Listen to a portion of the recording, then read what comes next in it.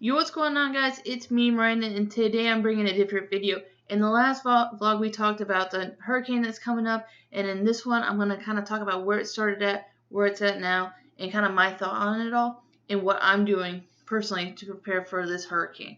So without further ado, let's kind of dive into some of the material.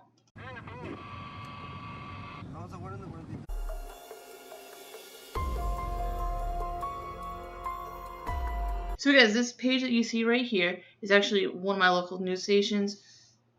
They posted this blog Saturday the 24th at 9 a.m. This is the beginning of the hurricane. So as you can see here, we're looking at this Invest 99L. That is where the hurricane started at. Before it becomes a tropical disturbance or tropical storm or depression or anything like that, it becomes an invest.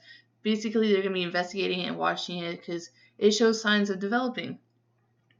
So that was Saturday.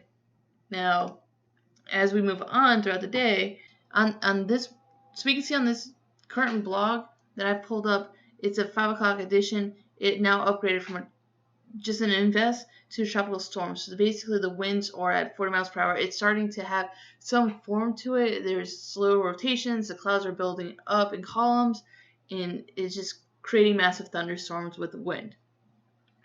So this was on Saturday again at 5 p.m. and it's right here you can kind of see the track it has coming through. It looks like it's gonna hit the Caribbean islands down here by Tuesday in the afternoon.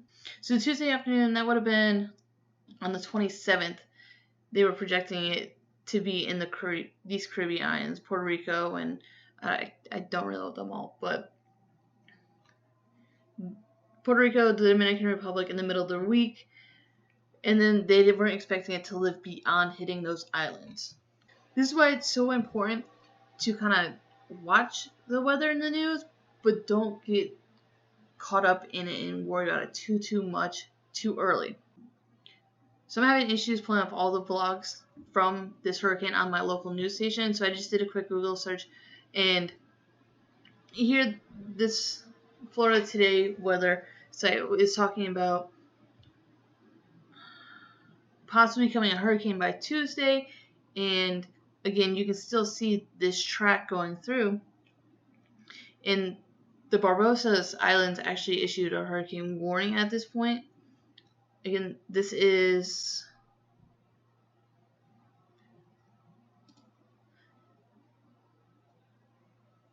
no, that's not what I wanted.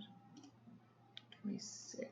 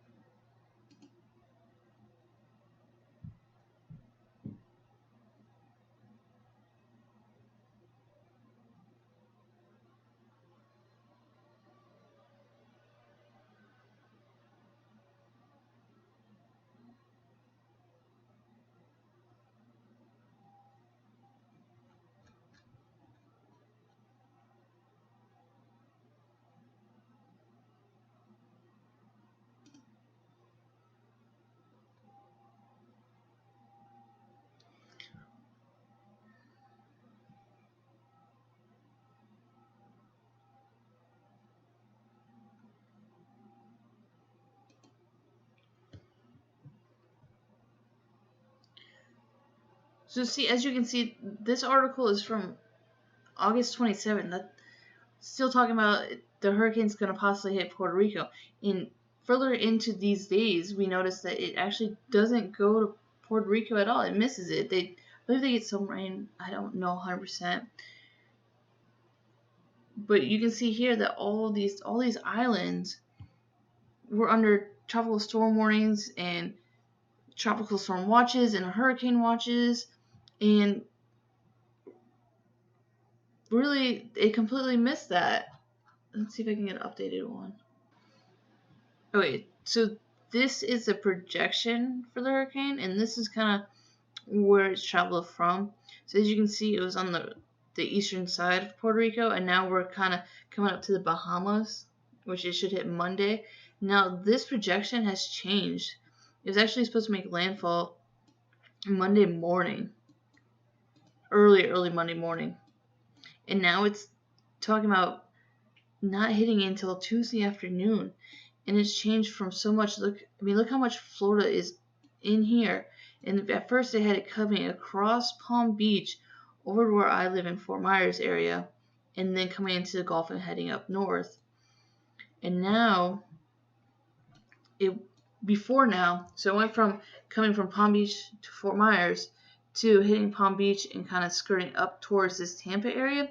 And now it has it hitting here and just beelining north as it hits. But again, it's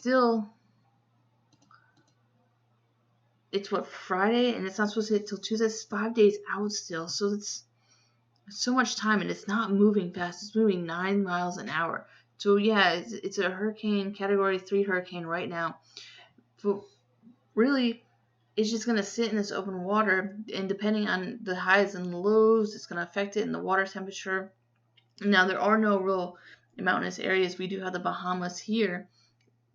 It's not going to really slow it down. The plus side is, in comparison to Hurricane Irma, it's not even close to that size. So with me looking at this, the thought process that goes in my head is, at this point, all that I can do, I'm not going to be able to stop the hurricane. So all I can do is make sure that my batteries in my flashlight are still good and they're working. I know where my battery packs are to charge my phone, so it doesn't die on me. I can stay up to date. If I lose power, I make sure I have food, canned food and can openers, stuff like that, which you should already have. This late in the season, we shouldn't be freaking out like, I gotta buy food, I gotta this. It's 5 days out still. You're gonna eat all the food before the hurricane even comes, and then we're gonna be in the same boat again. So really, instead of freaking out, we gotta think logically. Like, I still go to work every day, go in, do my job, and go home. If this was getting closer, like let's say it's Sunday, I still gotta go to work, so I'm gonna make sure that my lawn's picked up. I don't have loose debris laying out. If I have like toys or whatever, like if I had kids or I had horseshoes out in the backyard or something, I'm gonna bring them in now. I'm gonna prepare over this weekend.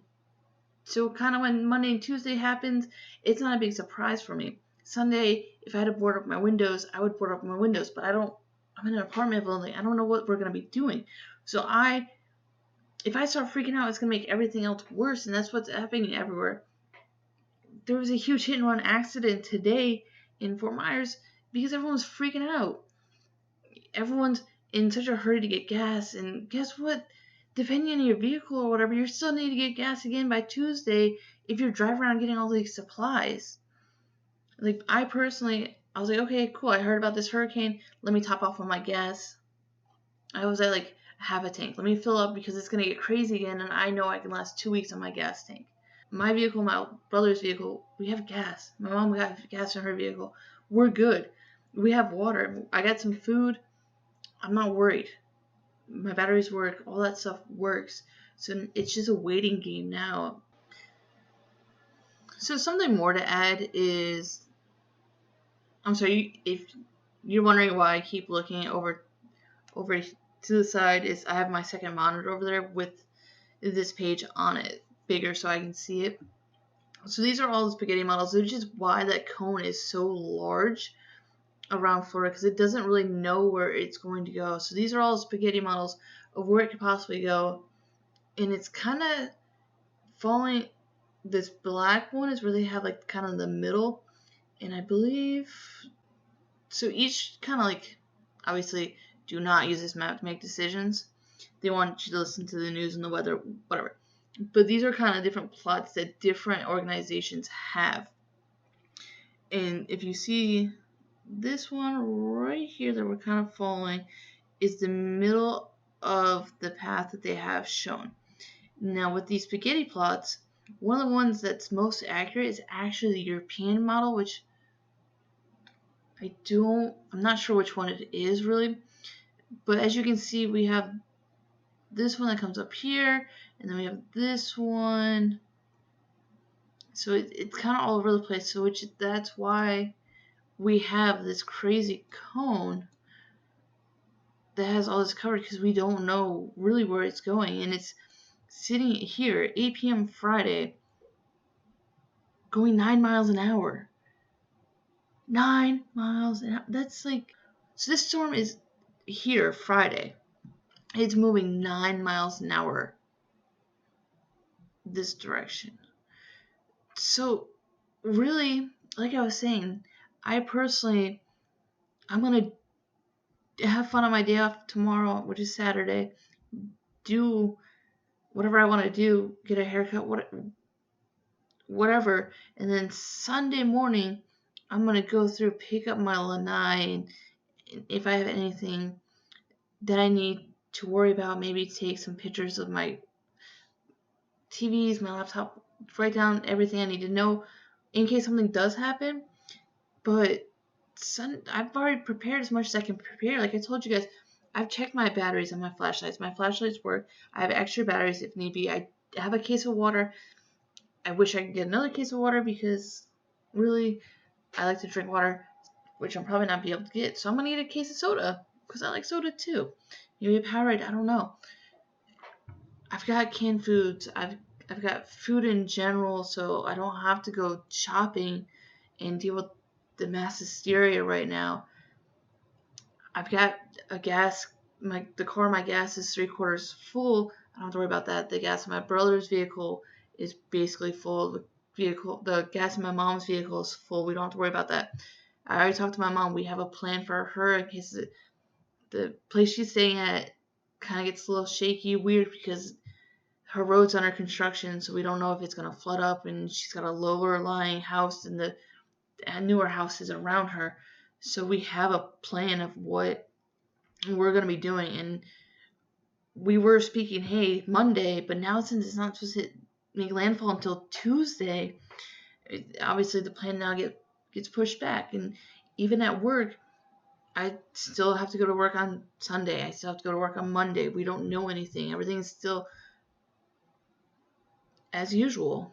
They said, hey, now that it's not going to possibly make landfall until Tuesday, it's business as usual. We're not cutting back on the truck order. We're not doing anything. Expected sales to be a little bit higher because people were out buying stuff. But don't cut back on food. You might actually have to increase it a little bit, because we're seeing such a high volume. I mean, today's Friday. Yesterday, which is Thursday, our sales were up over $1,000 than what it normally is, because people were going out Thursday night and getting all the stuff they needed. So working at a restaurant, we have to predict for these things. And then we bought some extra water just in case, because we don't know what's happening, whatever. So personally, I'm not freaking out. When you start freaking out, things just make it just goes worse, because you're not in a good state of mind. So with that being said, I mean, the weather itself, let's see if I can pull up weather. All this right here, this rain, it would hit us whether there's a hurricane out in the Atlantic or not. So our weather is not going to change anytime soon.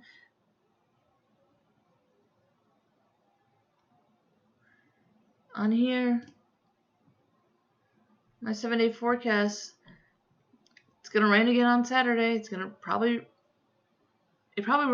won't rain Sunday, with the hurricane getting close. Monday and Tuesday, we'll see a bunch of rain.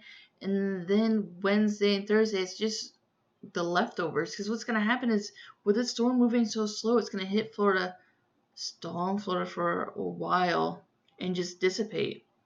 As if it even makes it to Florida. So the way it's going, who knows? It could dissipate in the Atlantic. It could ricochet and not even hit land. I will say, well, no doubt about it, this is a major hurricane. And look, I will say the cool thing about this hurricane, this is a 3-hour time, is the hurricane finally just got a well-deformed eye. It's a Category 3. It's saying extremely dangerous. Guys, they say that about every hurricane. Every hurricane is extremely dangerous. Yes, they are. But if you properly prepare and watch and know where you live at and the type of house you have or the residence you have, whether it can withstand a hurricane, it's going to be better on you. Time lapse on So Hurricane you Dorian, see a how Category tight 3 how hurricane. that Look is. at Now the center bigger the circulation hurricane really gets, the wrapping up. tighter it's going to That's a get. good-looking, compact hurricane right now in the Atlantic. It's starting to make that turn more to the west, and that's the latest advisory as of 5 o'clock. West-northwest now at 9 miles an hour, so it is slowing down. It's got to turn, so it slows down a little bit. The wind holding steady at 115 miles an hour. Wouldn't be surprised if the next update they start strengthening this, as it looks very good on the satellite representation. So we'll see what happens at 8 o'clock. The pressure is holding steady at 970 millibars. So that turn's going to take place. And there it goes over the Bahamas, most likely a Category 4 by that time, maybe sooner. And then it's going to start slowing down as it approaches the east coast of Florida. Why is it slowing down? Well, I'm going to show you why it's slowing down, and then why is it turning to the north. There's a high-pressure system that's weakening, and that's going to allow this system to turn to the north. But in order for this hurricane to turn to the north, it's got to slow down, and that's what's going to happen. There you go. Monday at 2 o'clock, Tuesday at 2 o'clock, there's Wednesday at 2 o'clock. Guys, as it continues to build and stuff like that, I might have an updated vlog depending on how it goes. But right now, it's just a watching game. Be careful how they say things, because like here it talks about it being an extremely dangerous Category 3. Yes, it's 115 mile an hour winds. It's got a lot of rain. It's got a lot of power. It's got the potential to create tornadoes. It can get very dangerous, but it's nothing to like really freak out and worry about right now. Words like extremely dangerous and catastrophic, and it just plays with people's emotions. It gets them worried. Now that's kind of weak. Now, I mean, other websites, they just talk about potentially evacuating, and still they say if you haven't evacuated now, it's too late. But it's not too late. Still, you just have to have a plan in place. 2 years ago when Hurricane Irma hit, yeah, it caused really bad damage in Marco Island and Bonita Springs and stuff like that. But following the news and where I lived and the house I lived at and the storm surge and the flooding of my area, I knew that if we did get storm surge, I was okay because I was out of the zone of where it was going to be really bad. In the elevation of my house, I didn't have to worry about a storm surge and the flooding. And so really, it's all about knowing where you live, the storm surge area, because a storm surge is a very dangerous part. The hurricane will suck the water off the beaches, and as it comes in, it just shoves it all on there. So it can get 12, 20 feet. It can get really large, and that's what happened during Hurricane Irma. If you know where you're at, know what they're talking about, and can take out they have to warn people and try to get people out of safety, but you shouldn't worry as much as what they're telling you to do. It should be in the back of your mind. But if you have a plan in place, proper planning prevents piss poor performance. So as long as we follow 7 P's, we'll be good. So guys, thank you for watching this. Don't worry about us too much. I mean, I plan on uploading this on Monday, so I still have another whole 24 hours before it's supposed to make landfall, and I plan on, depending how it is, have a follow-up video of what the weather is like on my coast. I do expect a lot of wind and rain, and it's going to be interesting because I work Monday and Tuesday, but I'm only supposed to have, they're saying, tropical storm shouldn't be maybe too bad. I mean, it's projection, we don't know, but with it hitting as a Category 4 hurricane on the East Coast, so I'm going to be on the outer side depending on how far it pushes in to Florida. So guys, plan to have maybe a follow-up video of this, of my continued experience with this hurricane, and maybe some insight of what happened. But without further ado, guys, leave a comment down below. Did you enjoy this video? I'm going to start experimenting on other ones. And if you did enjoy it, please leave a thumbs up. If you have any questions you want answered in the next one, leave a comment down below. And guys, it's been a pleasure. I'll see you in the next one. See ya.